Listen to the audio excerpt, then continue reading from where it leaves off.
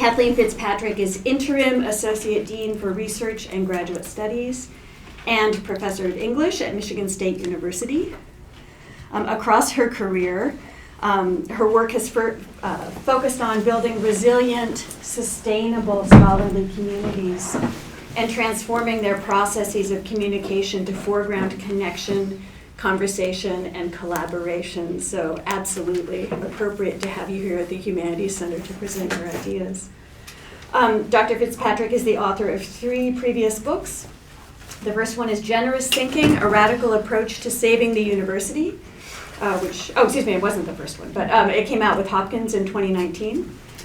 Before that, she had written Planned Obsolescence, Publishing Technology and the Future of the Academy, which came out with NYU in 2011. And an early book, The Anxiety of Obsolescence, the American Novel in the Age of Television, which came out with Vanderbilt in 2006. Her latest book, Leading Generously, Tools for Transformation, is hot off the press with Hopkins University Press. And in the announcement for this event, we let people know that the University of Oregon Library has 3 copies of the book available. So if you want to follow up on this talk by spending some time with the book, it's widely available. Awesome.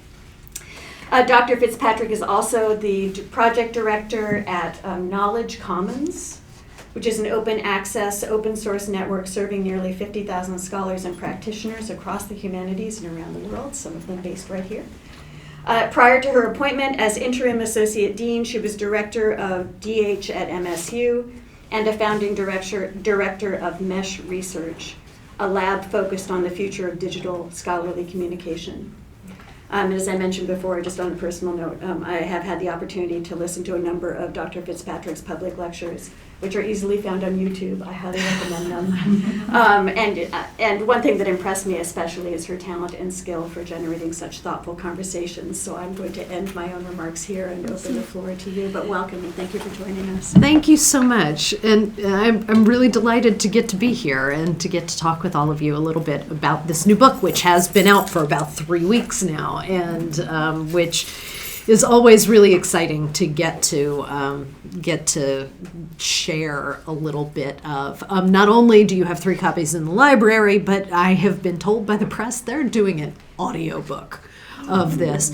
I have requested Morgan Freeman as the voice. I don't think that's actually going to happen, but in any event, so that at some point will be coming as well. The origins of this book, if you pay much attention to the higher education press, you may have noticed that there have been a series of crises at Michigan State University over the last several years. I am not going to tell that story today, right? You can look up parts of it if you are curious.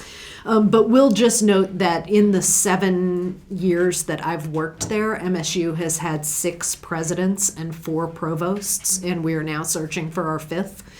And the institution has also experienced massive conflict with and within our board of trustees. And all of us are living through this resulting melange of anger and despair and exhaustion that has in many ways inhibited our ability to focus on the things that are most important to us. But I do want to note that, starting a talk about what's happening in the humanities with reference to crisis, it feels so obvious as to say pretty much nothing about what's going on today. We're surrounded by crisis in the academy, not to mention the world beyond. And while our circumstances at MSU may have been more intense than at other institutions, and nevertheless, to say that we've been facing an institutional crisis feels really redundant. In fact, institutions like ours are built on a foundation of crisis. And as Paul Ryder and Chad Wellman have explored in their book, Permanent Crisis, right? The long history of the rhetoric of crisis in the humanities in particular can be traced back to the establishment of the German university system, all right, which of course gave shape to much of the structure of research universities in the United States today. Ryder and Wellman argue in Permanent Crisis that the existence of the humanities in the modern era is dependent on this sense that we are existing in a state of crisis, right? They note that the talk of a crisis in the humanities rests on claims that, as they say, modernity destroys the humanities, but only the humanities can redeem modernity, a circular story of salvation in which overcoming the crisis of modernity is the mission of the humanities. And, perhaps it is true that we in the humanities, or maybe it's the liberal arts more broadly, or maybe it's the university as a whole, right? But that we rely on our sense of crisis, our sense that we're swimming against the larger cultural tides to give us a kind of purpose. Much of the work that we do as scholars, after all, is structured by critique. And without having that distance from the cultural and institutional center of what it is that we're looking at, we can't really obtain the perspective or sustain the motivation necessary to studying the ways that our world structures and is structured by its representations. But on the other hand, I don't want to suggest that crisis, as we get here, is purely rhetorical. That there are particularities, right, to the situations of our institutions, the kinds of threats that our colleges and our departments and our fields and our individual researchers and instructors face that are not just rhetorical at all, but are in fact material. And it's really worth paying attention to the specifics of these crises. And among these crises, I want to point to first the labor crisis, right? That over the last several decades, we've watched as more and more good positions with job security, with adequate salaries, with full benefits, and above all, with academic freedom, have been sucked into the gig economy, right? The effects of this labor crisis on campus are manifold. As fewer and fewer faculty members have access to the benefits of tenure, and as their voice then in shared governance really becomes diminished, they're less able to have an impact on the institution's directions. And our fields and our departments, as a result, come to seem decreasingly vibrant, right? Drawing in diminishing numbers of students and seeming to make the case for the obsolescence of our fields. And that labor crisis works hand in hand with the economic crisis that our institutions are mired in, right? So as public funding provides a smaller and smaller portion of university budgets, the costs of higher education have shifted radically from the state to individual students and their families. And as those costs escalate, the pressure on our students to think of higher education as a market exchange grows, right? So if they're going to sink tens or even hundreds of thousands of dollars into the purchase of a 4-year degree, it's not the least bit surprising that students would face increasing pressure, whether from their families or internally, to select a degree program that seems to promise an obvious career outcome. Right? And so majors that happen to be named after jobs or industries grow, and those that aren't shrink. And that seems to provide further evidence that new investments in our fields are a luxury, right, that our institutions, like our students, can't afford. And so in the midst of all of this, there is, of course, the political crisis, too, right, which has been brewing for decades, but which has taken a particularly acute turn in the last several years. The attacks that we've seen on critical race theory, the moves to ban books from libraries, the attempts to eradicate tenure, the growing interference in the curriculum, right? Like all of this provides evidence of a growing backlash against the critical functions that the humanities in particular bring to bear. And I point to all of this in order to suggest that neither the threats that we face nor the work that we have ahead of us are rhetorical, right? They're instead very material, and they demand material responses. So part of my goal in leading generously is really to demonstrate that we have at hand some of the means of responding to these crises that are faced by our institutions and our fields, and that we can demonstrate through the ways that we do our work a better path for the university as a whole. And I argued in the previous book, Generous Thinking, that rebuilding a relationship of trust between the university, its internal communities, and the publics that we serve really requires regrounding the institution in building community and solidarity, both on campus and across the campus borders. And this kind of change really requires concerted effort to make clear that, first of all, the good, the real good of higher education is social rather than individual, right? And that renewing that sense of higher education as a public good encourages us to think about the public modes of the work that we do, including community-engaged research and open publishing processes of the kinds that we've been working on with Mesh Research, and that all of these things together might help us better demonstrate the good that we all do, especially in hard times.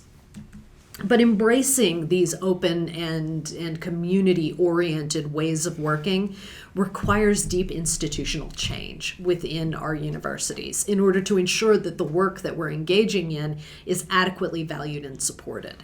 And it requires not just transforming the ways that we value and reward public work, but also kind of creating the policies that help us account for and support that public work, and adopting the processes and platforms that can bring public work to life. Right? And this is just one piece of the overarching change that I think all of our institutions need right now. So by the time Generous Thinking came out, it had already become clear to me that I had follow-up work to do, right? The closer I got to the end of that process, the more I started realizing, oh my God, I have opened huge cans of worms here, and I don't know how to answer these questions yet. That I really needed to dig much deeper into the process of and the conditions for transformation. And then right after the book came out in October 2019, I gave a talk at Virginia Tech, and an attendee at that talk asked me a question afterward that has been stuck in my head ever since. She said, generosity is all well and good, right? And something that's really easy to practice when we're flush. But how do we practice generosity in hard times, right? How can we afford to be generous when we're facing significant budget cuts, for instance? Is it inevitable that we wind up falling back into analytics-driven competition with every unit, much less every worker, out to protect their own resources and their own privileges? And I don't remember how I answered her in the moment, right? I suspect that it was some combination of, you're completely right, that's the real question, and like the difficulties involved in being generous in hard times is exactly why we need to practice generosity in concerted ways in good times. And I may have said some things about the importance of transparency and priority setting and decision making and of involving the collective in those processes. What I mostly remember is that as I stood there saying whatever it was I was saying, what I was thinking was, wow, this is hard. I don't know, right? Like, I don't know how we do this. I don't know how we find the wherewithal to remain generous when times are bad, except by having practiced generosity well enough to have developed some kind of individual and institutional muscle memory for it, and by recommitting ourselves to our basic values again and again. And I especially don't know how we remain generous at a moment when our institutions are approaching us, right? Those of us who work for them, but also those of us who rely on them, invoking the notion of a shared sacrifice necessary to keep the institution running. I mean, I don't know because I want the institution to survive. And I want to maintain the community that it enables, but I also know that the sacrifices that are called for are never genuinely equitably distributed. And we've all seen all kinds of evidence in recent years of the painful inequities on our campuses, and have had proven to us that no matter how much we might love and support them, our institutions cannot love us in return. Right? These institutions have long been dedicated first and foremost to their own survival. And we've seen that priority play out in a wide range of decisions at a wide range of institutions that privilege the security of the institution over the well-being of the people that it comprises. And I include in this category things like the choice to prioritize the flow of tuition dollars over the safety of students and staff by returning too hastily to in-person instruction post-pandemic. The choice to prioritize institutional reputation over individual safety and dignity by suppressing and ignoring and dismissing complaints of sexual harassment and assault. The choice to respond to calls for racial justice with superficial statements and underfunded add-on efforts. And then most recently, as we've seen around the country, the choice to respond to civil protest with an increasingly militarized police force. All of these choices share the conviction that the institution is more important than the people for whom it exists. And all of them have led me to ask what would be required for us to reinvent the institution as an institution that is structurally capable of living up to its duty of care for all of its members, rather than seeking in a moment of crisis to minimize its obligations and ensure that its relationships remain forever contingent. One thing that would be required is collective action, right? Because no single leader in any institution can change things in a system this broken, right? We have to make this headway together. But first, we have to actually build the together that can make that change and find ways to ensure that our commitment to working together supersedes and outlasts the pressures that we experience as individuals. Because right now on a lot of campuses, and I hear this really frequently on my own campus, the primary way that the idea of together gets invoked, as in we're all in it together, is not in the context of resource sharing or power sharing, but instead of sacrifice. And sacrifice tends to roll downhill and to accelerate in the process. And this is how we end up with furloughs and layoffs among contract faculty and staff at the very same time that we find ourselves with a new associate vice president for shared sacrifice. I have to admit, I love that line. Thank you. The only way to prevent anything, even something as metaphoric as sacrifice, from rolling downhill is to build structures that channel it differently, right? So my focus right now and in Leading Generously is on building those structures, on what's required for all of us collectively to build a more generous environment in which we can do our work together. I'm ultimately less interested in radicalizing individual leaders who can rise through the administrative ranks than I am in building cohorts of leaders who can work where they are together to transform the ranks themselves. And whoops, one too many. There we go. And this is true not least because, as Diane Harris, who's the Dean of the College of Arts and Sciences up at UW, told me in an interview that I did with her, the model of the single leader who carries everything themselves, who is heroic seeming and so on, is super toxic and outdated and not working. And that heroic model of individual leadership is damaging not just to the institution, right, whose welfare lies at the mercy of such an executive's successful navigation of an increasingly complex economic, cultural, and political landscape, but also to the well-being of that executive, who must convincingly appear omniscient and invulnerable and will inevitably fail at pulling that off. We need a new framework for academic leadership that's collective and collaborative rather than individual, enabling leadership to become a mode of connection, right, that is centered anywhere within the org chart where people have ideas about how to make things better where they are. So if we can come to appreciate and authorize the collective potential that already exists within our institutions, we can start thinking about ways that we can make them not only more generous, but also more resilient. In addition to the notion that leadership must of necessity be an individual quality, there's a second little bit of conventional wisdom that Leading Generously is trying to work against in the sort of literature of leadership, which is the relative powerlessness of individuals in their encounters with the systems and structures of contemporary life. And the sense of powerlessness derives from both some highly problematic sources, primarily those who benefit from existing systems and structures and would really prefer everybody else just be quiet and let them do their thing, right? But also from, I think, some profound misunderstandings of critical theories of power in contemporary culture. And those theories tend to describe the issues that they explore as being systemic rather than individual, right? Arguing that real change must be structural, we have to build institutions and create governments and enact laws and reshape economies in ways that work toward equity rather than supporting privilege, all of which I agree with, and all of which demands something larger and harder than personal transformation, right? But I also think that we misunderstand the import of all of those theories if we assume that they mean that individual action doesn't matter. Right? The individual still matters deeply, just not maybe the way that we think.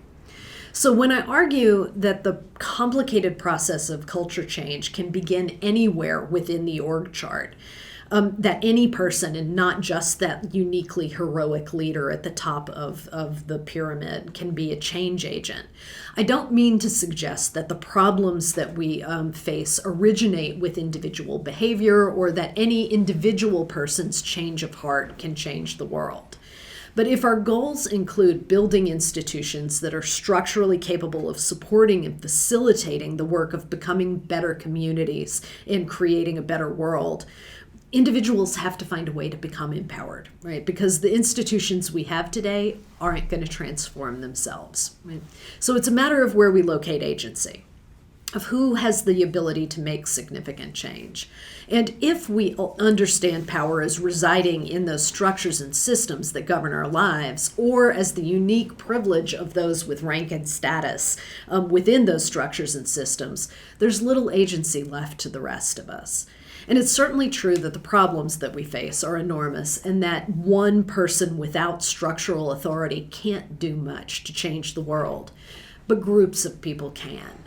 And groups of people working together can form coalitions and can mobilize them to develop new organizational structures with collectivity at their center.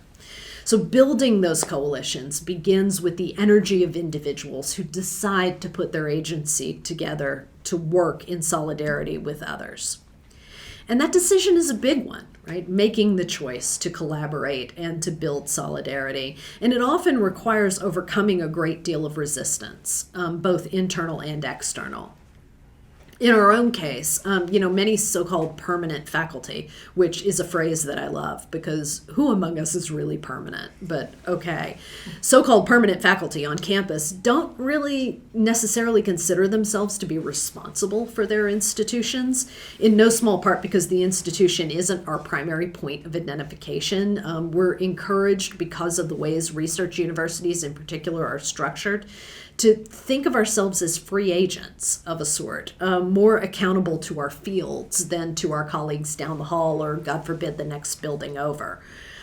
Even worse, the growing percentage of contingent faculty rarely have the chance to feel any kind of connection to their institutions, precisely because those institutions are structured in a way that offers them no toeholds whatsoever. And staff members rarely have the kinds of job security and other sorts of privilege that faculty receive, and so work at times in a coerced silence, either fearing for their jobs if they speak out about problems or all too aware that their voices are going to be ignored anyway. All the while, those of us who can speak out in relative safety often don't, right? Feeling that fixing the institution isn't our job, right? That it should be left to the folks who are being paid the big bucks to run things. But retreating into the work for which we're rewarded, right? Our teaching, our research. I'm just going to stay back here and do my job so that I can be rewarded in the ways that the institution will allow, and thereby willingly handing off the running of the universities to an ever-thickening rank of upper administrators has really contributed mightily to getting us into the mess that we're in.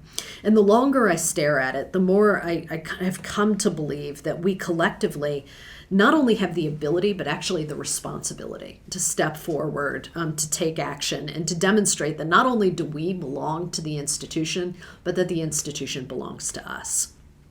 Right. So we need a new collective model for academic leadership, not least because these crises that I've described that the institution is mired in indicate that the model under which we are currently laboring is completely irreparably broken. And I want to be clear in what it is I'm saying when I say that. There are some really very good people doing the best work that they can in many of our campus leadership roles. It's not the people who need replacing, right? Or at least not all of the people. And in fact, I would say that the exercise of replacing these leaders with new visions has become in many places a kind of institutional deck chair rearranging, right? The problem lies instead in the structures in and through which these leaders do their work. And that's the model of academic leadership that I think we need to contend with. A model with its boards and its presidents and its innumerable vice presidents that comes to us directly from the hierarchical structures of corporate governance. Right? These structures are ill-suited to the operation of nonprofit entities in general, much less higher education institutions. And there's an extensive recent literature in nonprofit leadership on thinking about what collective models of leadership might do for nonprofit organizations. I would argue that those same structures of singular executive leadership are doing grave damage to the prospects and the purposes of higher education. And so this is why, like, all our wonderful campus values statements die a little every time somebody says that the university should be run more like a business, right? Because all of our institutions already are being run like businesses and have been for a long time. Now, what people mean when they say this usually is that the university should be run more like a business. When they say university should be run more like a business, is that we should be keeping a closer eye on the bottom line. Right? That we should be relentless in our pursuit of innovation, that we should be eliminating the product lines that aren't producing sufficient revenue, that we should be keeping our frontline labor in check, and so on, right? All of which we've been subjected to for decades now, and all of which has contributed to the sorry state that we're in. But even worse, the unspoken parts of like a business, right? The individualist, competitive models for success that are foundational to corporate structures are actively preventing our institutions from flourishing. And this is true not just at the micro level, where every individual student and employee is required to compete for resources, but also at the macro level, where our institutions are required to square off in the marketplace rather than develop any kinds of cross-institutional collaborations that could lift the entire sector, rather than creating the rankings-driven lists of winners and losers that surround us today. So the core of my argument is ultimately that universities are not meant to be profit centers and shouldn't be run that way. They're rather shared infrastructures dedicated to a form of mutual aid, in which those who have, in this case knowledge, support those who need, right, with the goal of producing a more just and equitable society. Now, Dean Spade has defined mutual aid as collective coordination to meet each other's needs, usually from an awareness that the systems that we have in place are not going to meet them. Those systems, in fact, have often created the crisis or are making things worse. That was all Dean Spade. And as Peter Kropotkin argued at the beginning of the 20th century, mutual aid, mutual protection, and mutually beneficial cooperation have been as important to the development of both animal and human societies as the Darwinian mode of competition for survival. Right? In fact, though history focuses on the role of conflict in societies, it makes for a much better narrative than does cooperation.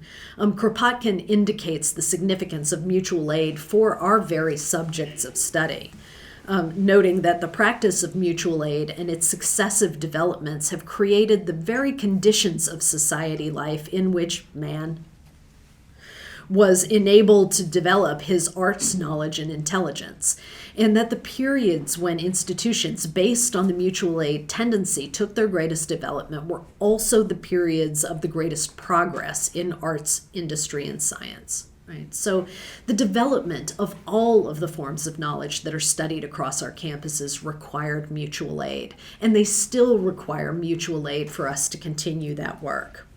And that need, I think, should press us to consider that the ideal model for the university really isn't the corporation, but the cooperative, in which every member has a stake in the successful outcome of the whole, and as a result is committed to full participation in its processes. In collective models like the co-op, right, leadership is of necessity coalition-based rather than hierarchical. It's both built from relationships and built in order to sustain relationships. And this is a model that I'd really like to see us espouse for the future of academic leadership. Now, I'm going to acknowledge that coalition and leadership may not seem to go together terrifically well as terms, at least not in the conventional model. But I tend to think that our use of the term leadership is an often misleading euphemism. In fact, most of what comes down to us from above is management rather than leadership. And don't get me wrong, good management is crucial to any organization. Management, as John Cotter has argued, is really focused on coping with complexity, right? It's on organizing and directing the people and the resources necessary to conduct a complex organization's work. Leadership, by contrast, Cotter says, is a matter of coping with change. And this is a distinction with a difference, right? Cotter has argued that most organizations today are overmanaged and underled, and universities are no exception. Right? At every level of our institutions, we have all been disciplined into an inability to cope with, much less create, change. Transforming our ideas about campus leadership could allow us to bring people together to create change, right? To model and to create the conditions for more thoughtful, more inclusive, more just ways of working. Right, so leadership, in other words, ought to be about building those relationships, the relationships that are necessary for collective action. It should be connective and compassionate and generative, and it could emerge anywhere in an institution if it's cultivated. Now, I choose the metaphor of cultivation pointedly, with thanks to my former colleague, Beronda Montgomery, whose utterly brilliant book, Learning from Plants. If you haven't read it, I strongly encourage you to do it. Learning from Plants explores the ways that an understanding of botanical life can help us develop more supportive, more collectively attuned ways of working in human communities. And as Montgomery argues, learning from plants encourages us to focus on remediating the environments in which we work, rather than attributing the difficulties that some individuals experience in taking root and growing in those environments to internal deficits in those individuals, right? So this approach calls upon us to develop a new sort of leadership vision, as she says, one that can adapt to changing circumstances and enable leaders to see the potential collaborations and benefits in diverse communities. This approach contrasts with the traditional gatekeeping approach, in which leaders determine who gains access via conceptualizations and assumptions about who can function and thrive in a particular context. Instead, this distinct form of leadership is sense-driven and environmentally adaptive. It attends to individuals while at the same time tending the ecosystems within which these individuals exist. I call this form of leadership groundskeeping, in recognition of what we know about the conditions that plants need to successfully thrive. So this kind of organic metaphor, like groundskeeping and cultivation, allows us to think about leadership as something that's grown rather than something that's owned or inhabited. Right? It requires an awareness that our institutions and organizations are more akin to ecosystems than they are to the org charts that we draw to represent them. So leaders need to work in concert with the ecosystems that they're in, instead of operating in that pyramidal top-down management perspective to which we've become accustomed. Okay, so how do we reorganize ourselves in ways that will allow us to create the kinds of change that our campuses need? As I was doing the research for Leading Generously, in order to get a range of perspectives on that question, I conducted interviews with a number of mid-level managers within their institutions, folks that I really considered to be leading the process of transformative change, whether in their fields or in their institutions writ large. And nearly all of them pointed to the need for collaboration, for listening, for mutual support, and so on, in order to create the ground on which transformation can grow. So as Chris Berg, who's the university librarian at MIT, said to me, this is a quote from Chris, "The leadership skills for the future of higher education are 100% coalition building and relationships." And this, I think, is true throughout our institutions, right? All of our successes at the department level, at the college level, at the university level, all of that depends on our becoming and acting as a collective, and on developing and relying on the relationships that can enable us to establish and achieve the shared goals that we hold most dear. And that process, determining what our shared goals are and should be and how we should go about striving toward them together, requires a kind of interrelation that is not merely personal, but also and absolutely of necessity political. So when I talk about politics in this context, I mean to point to Iris Marion Young's definition in Justice and the Politics of Difference, in which she says that all aspects, when she talks about politics, what she means is all aspects of organization, institutional organization, public action, social practices and habits, and cultural meanings, insofar as they are potentially subject to collective evaluation and decision making. And in particular, she argues that the concept of justice coincides with the concept of the political, right? Arguing that every effort has to be made to enhance collective evaluation and decision-making if we're going to create the possibility for just institutions.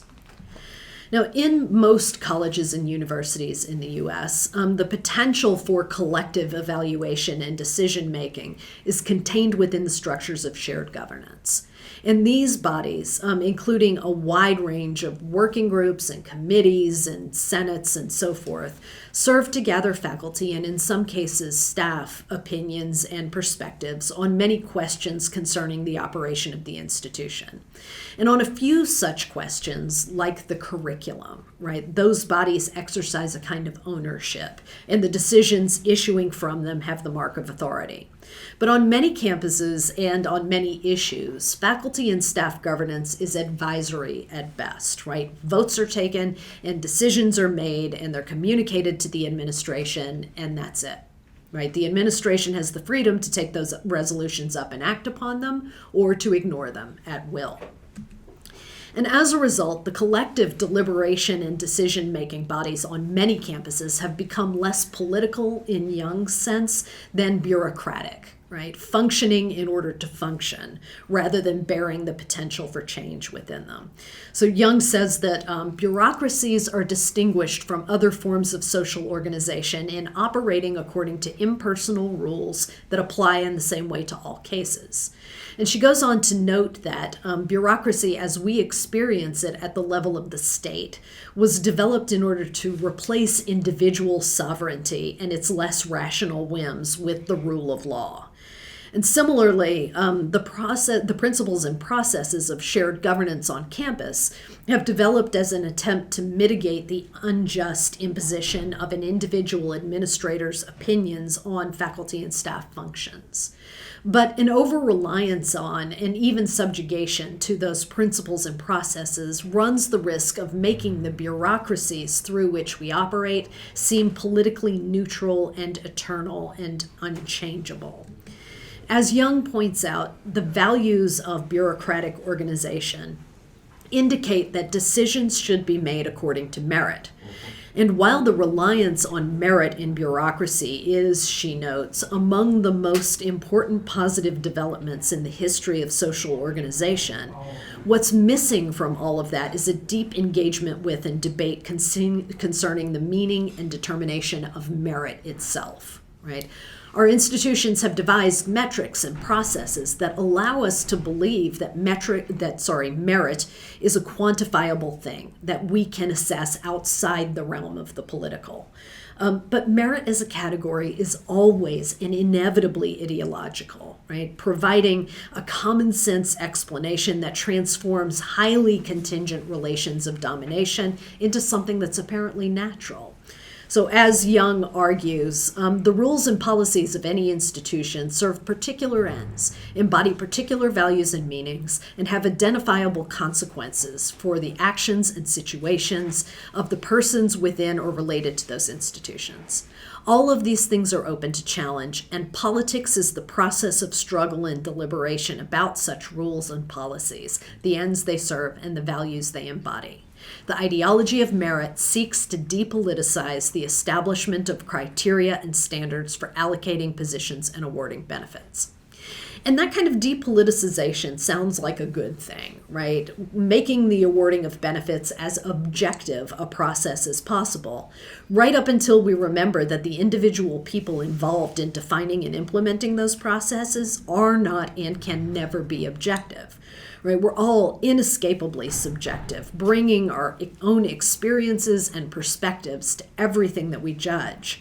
So what depoliticization means in the bureaucratic, and in particular in the meritocratic, is a closing off of the opportunities for debating the criteria, the processes, and the objectives through which we might keep notions like merit from becoming forms of oppression. As it becomes depoliticized, bureaucracy errs in treating the rules as the ends that it seeks, rather than as a means to those ends.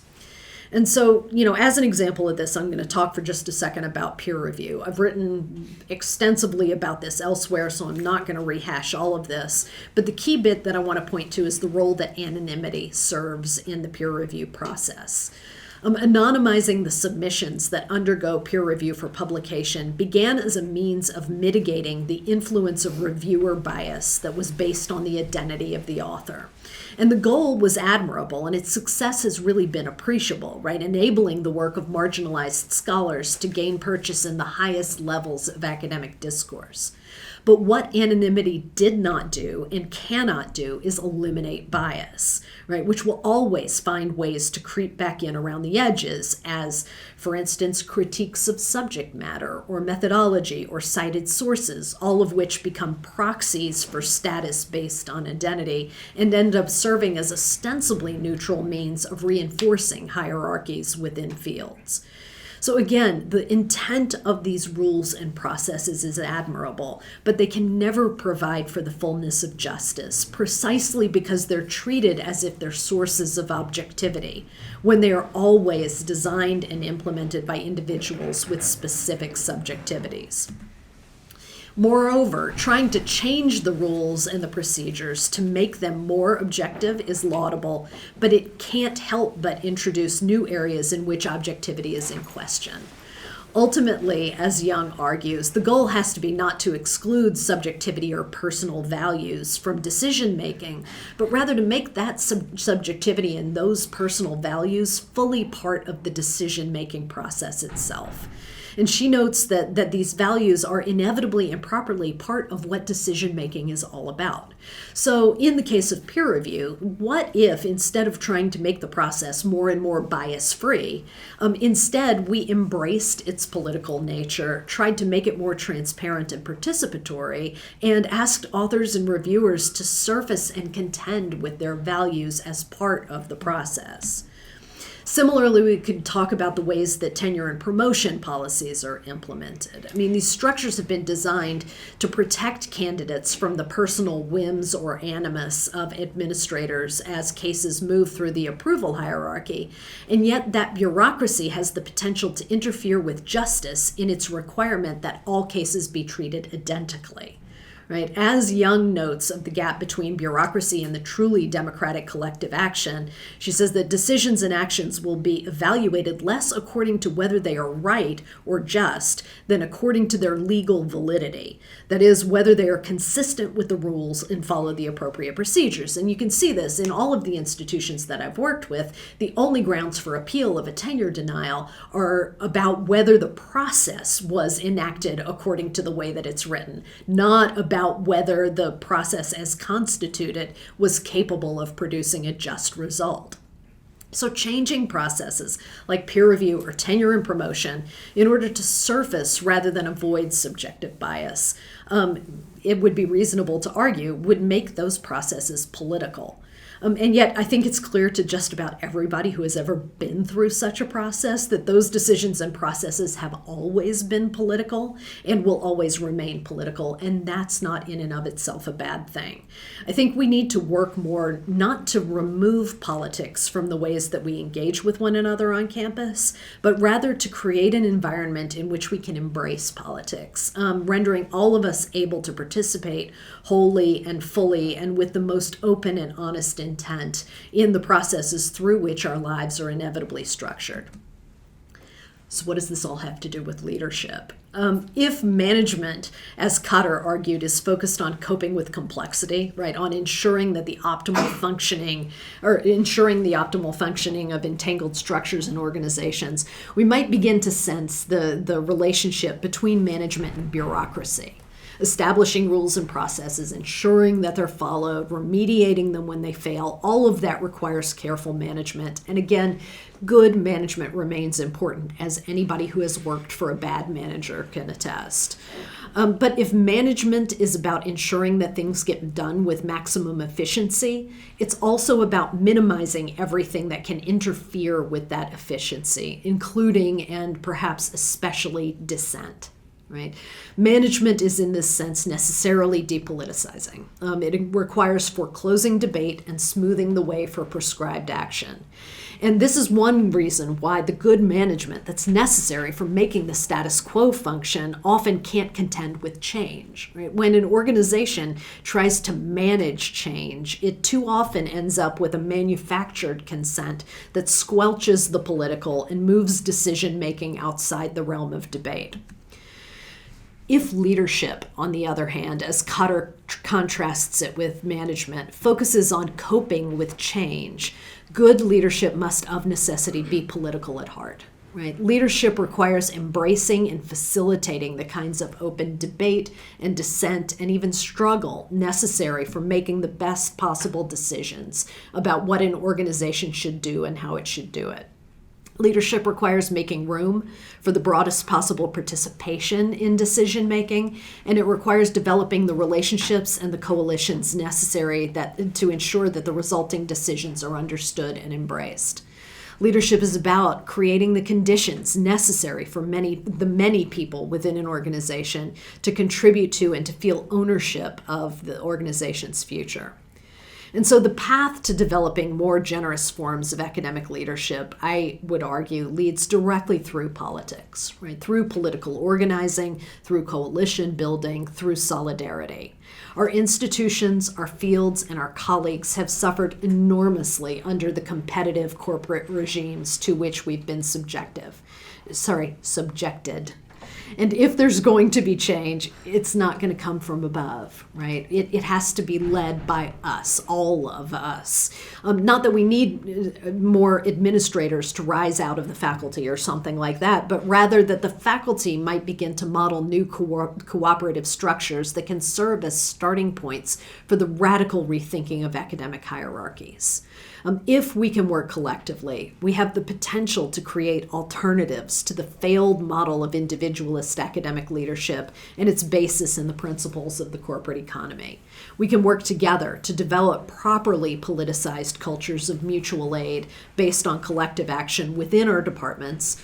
We can ensure that our departments similarly interact with one another based on principles of mutual support. And we can demonstrate what it would mean for an institution to live out the values that are espoused in its mission statement. And I recognize that all of this requires a lot in the way of hope for the future. And I will admit that the last few weeks have left my usual commitment to understanding hope as a discipline, in Mariam Kaba's phrase, a little bit like I feel the struggle right now with that. I'm trying to bear in mind Dean Spade's conviction that as he says, crisis conditions require bold tactics, and that the boldest of these is mutual aid. True cooperation and collective action, I think, might provide a path out of the crises that we've been beset by, and in fact, I hope, toward a future in which higher education can genuinely serve the public good. Thank you very much.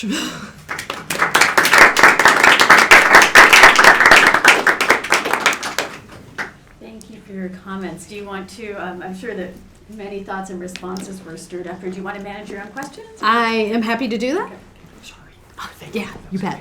Hi. Yes. Hi. Thank you so much for that talk. My name is Maddie. I have a question about merit and generous leadership.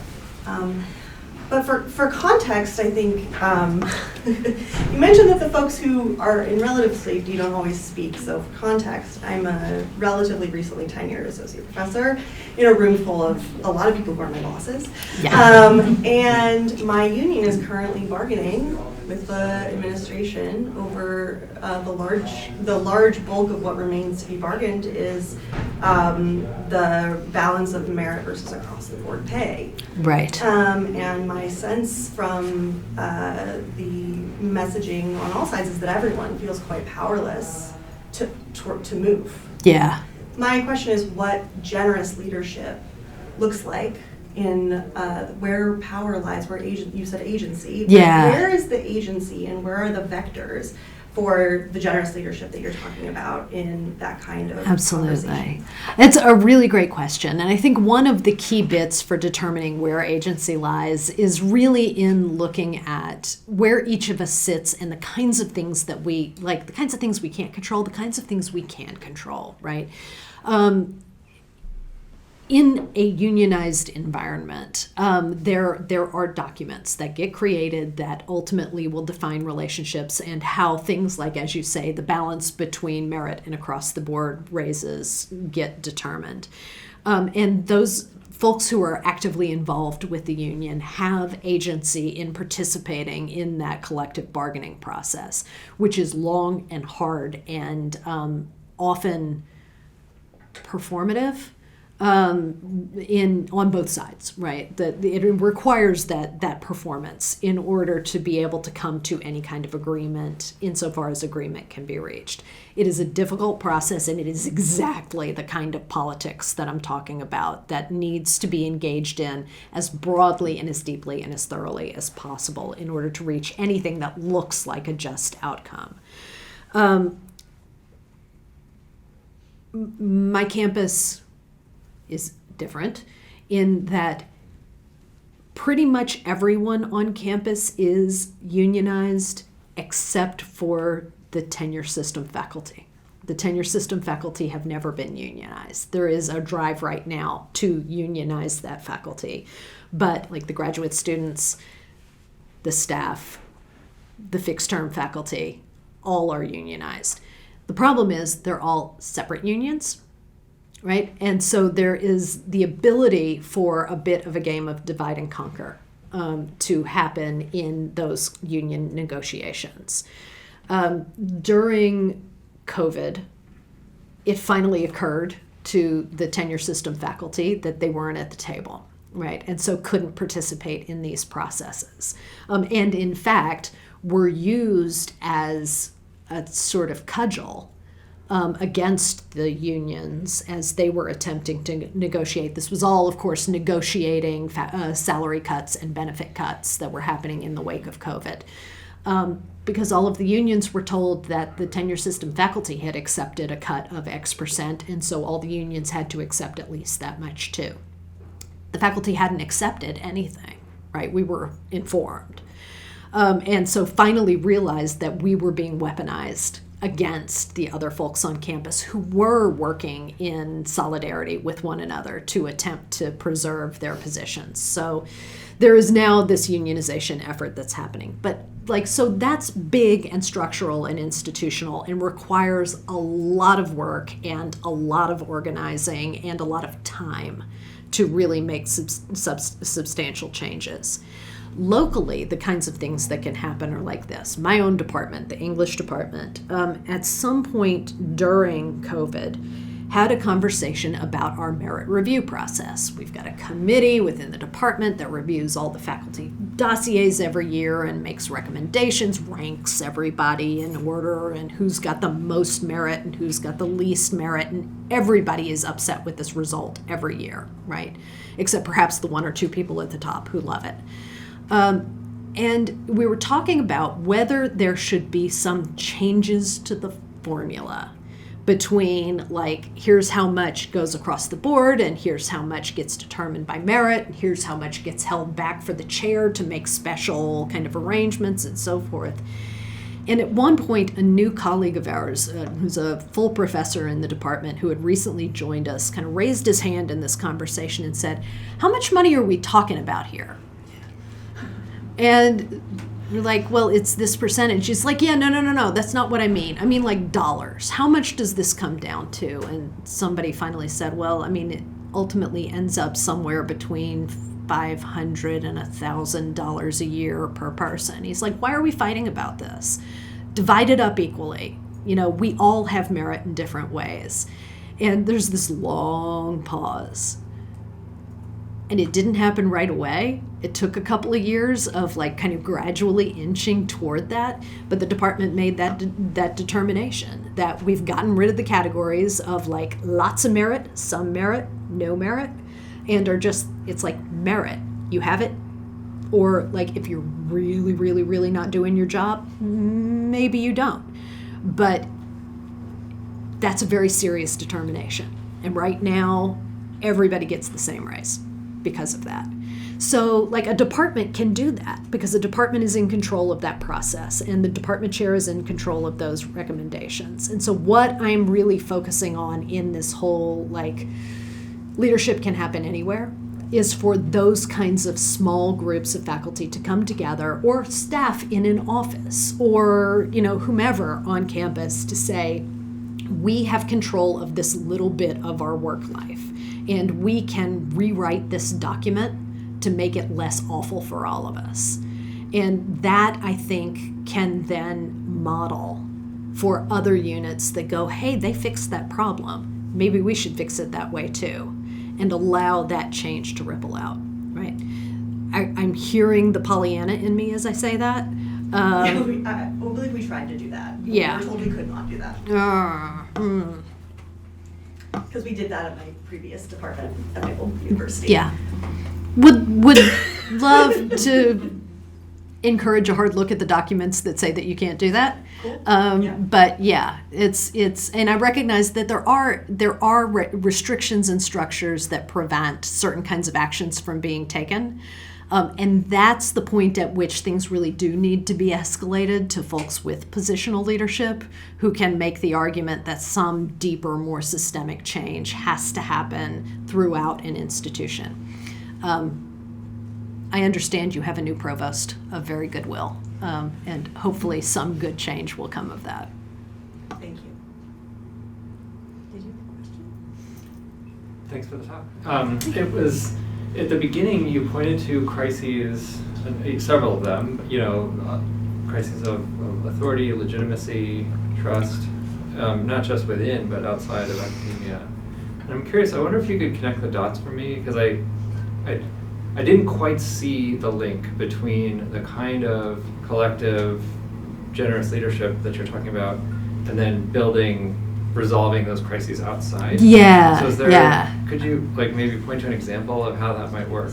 That is a really excellent question. So that focus on the relationship between the academy and the surrounding publics that we serve was really the focus of generous thinking, right? And in that book, I basically make the argument that one contributing factor to the decline in trust in our culture for universities, higher education in general, the work that we do on campus, is based on the fact that folks can't see what we do. They don't understand it. They don't understand why we would be paid to do this. They don't see the utility of it.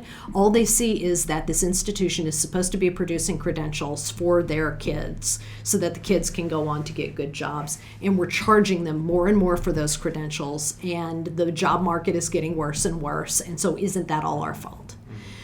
And so part of what generous thinking argues is that building bridges between the academy and the publics that we serve is going to require for more of us, not universally, I'm not saying we have to stop writing books and articles for one another at all, but more of us to be doing the kinds of work that we do in public, to find ways to get it into circulation in open access formats for sure, but also to be thinking about community engaged research and what it means to really work with those publics in a way that's not just about us parachuting in and saying we're here to inflict our ideas upon you, but instead that we're here to learn from you about what it is that your community needs and how we might be partners in that work.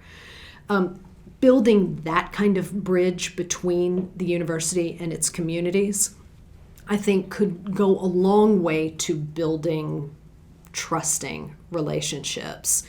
It will take committed and sustained effort. I have seen the results recently on my own campus of a breach of trust that happened between communities that were being served by a scholarly project and an administrative decision that really, really inflicted a lot of damage, and that has those communities now looking at the university and saying, why should we work with you again? We don't trust you.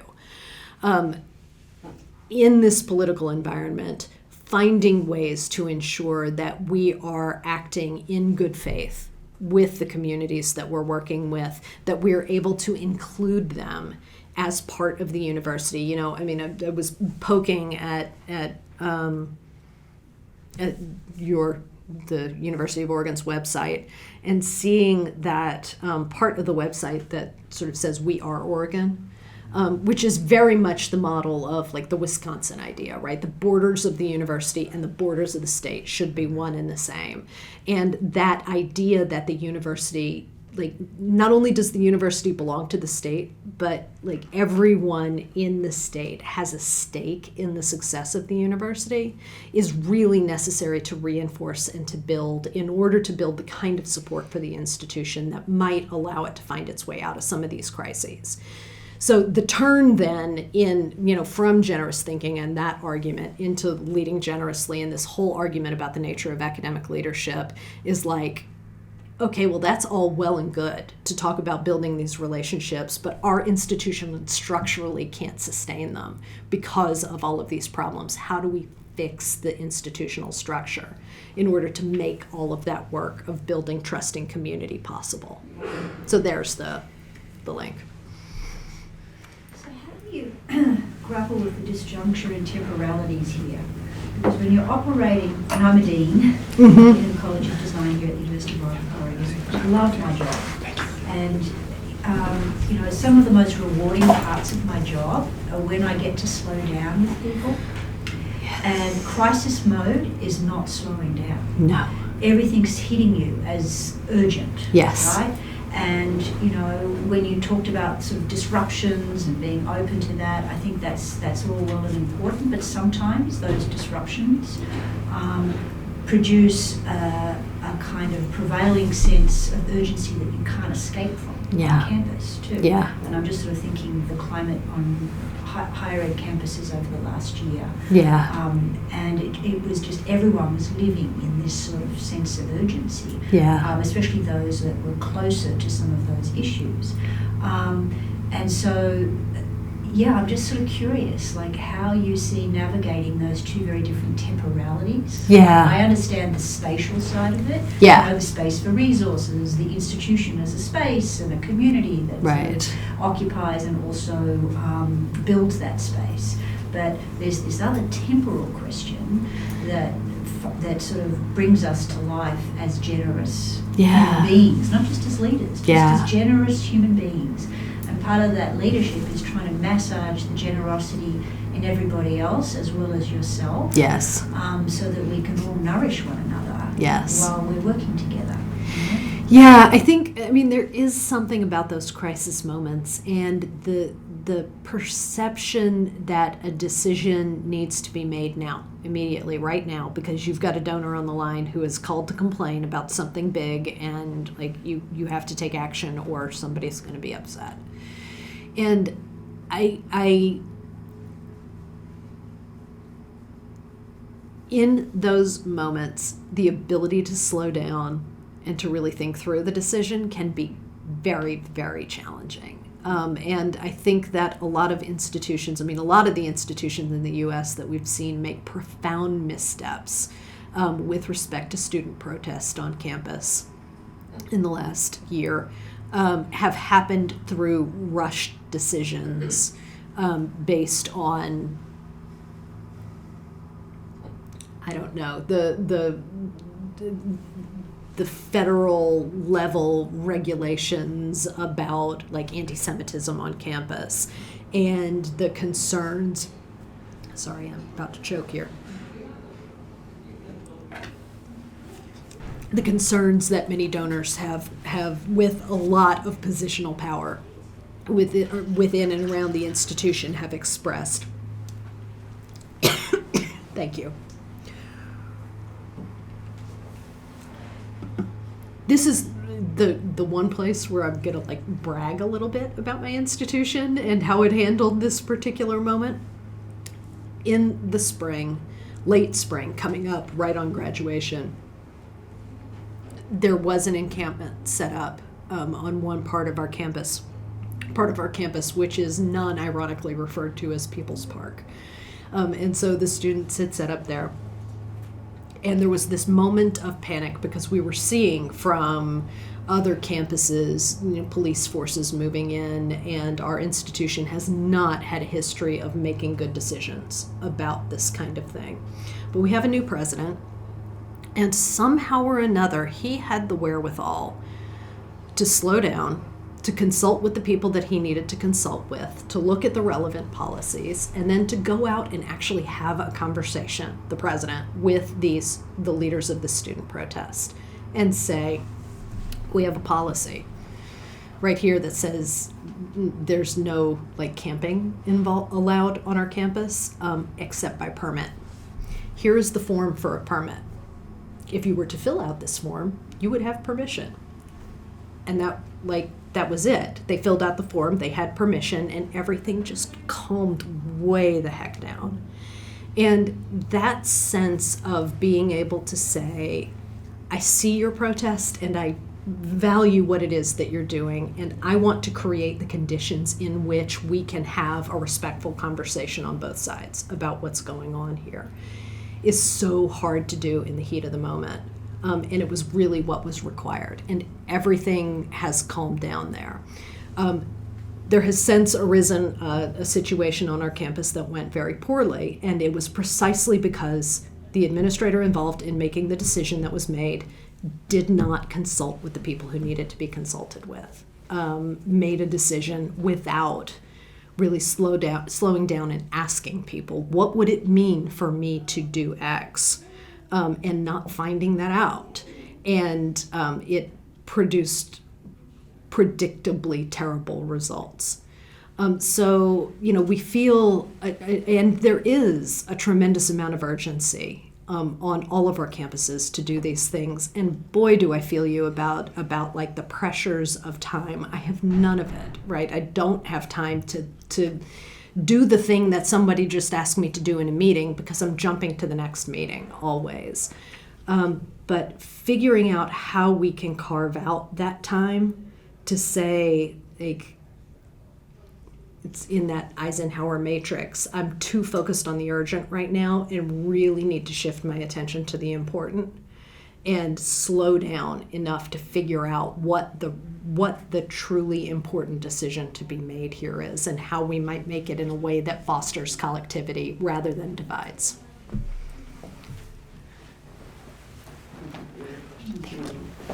Thanks for everything you shared with us. The lens that I was thinking through while you were sharing is the lens of the department head or department chair. Yeah. It's a group of people who I support on campus and really think a lot about the challenges. The challenge of perhaps moving every 3 years into a new position with your peers. I was thinking about your notions of agency, your notions of leadership versus management, and all of that through this unique positional situation that someone is in. And I was just wondering if you could talk about how you think about leading generously and the concepts you've brought to bear through the lens of that department head, department chair, kind of unique context and infrastructure as it exists right now. I mean, I think one of the most important areas of agency that department chairs have is in the sort of power to convene the department, to make collective decisions and choices, and to really engage in this process of deliberation around the issues that are in front of a department.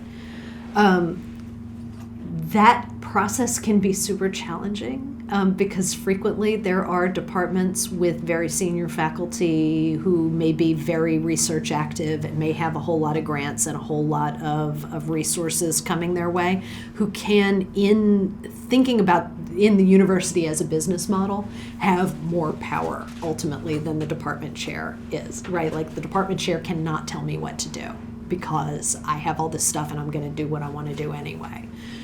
But in convening the faculty to make collective decisions, it's possible for the department chair to work with that group to create some significant shifts in the things that the department has control over.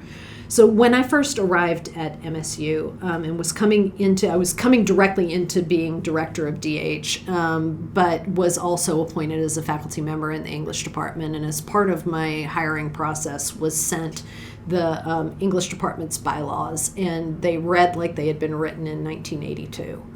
And so I asked my then dean, Chris Long, do you think the English department would be open to revising these bylaws? Because this, like the description of what's research, super problematic. And he said, it's possible. You could raise that question. Turns out the department chair at that point had already had a conversation with him about the fact that we need to revise our bylaws.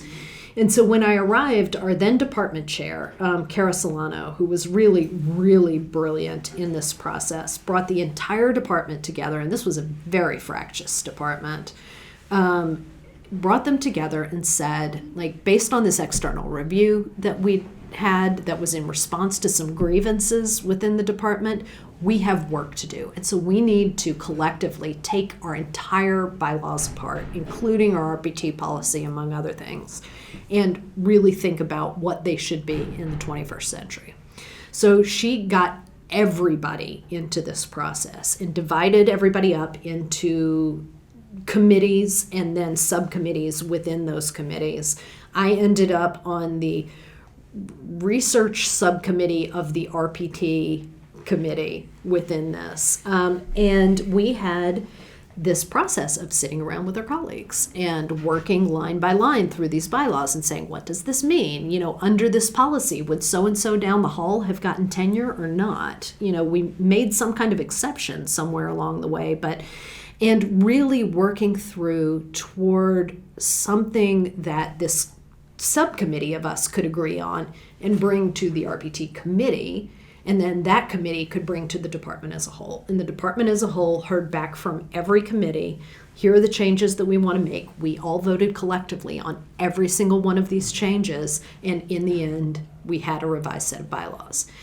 Coming back to the previous question from the dean who has now left, this was a long process, right? This didn't happen overnight, and it would have been very easy for a department chair to make a misstep and just like write the revisions and bring them to the department and have the department end up in a big conflict about it.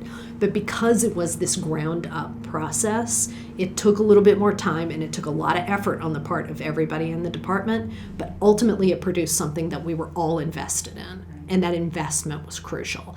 And so the power of the department chair in that was convening us and handing over the power and then encouraging that bottom-up investment in what we were doing.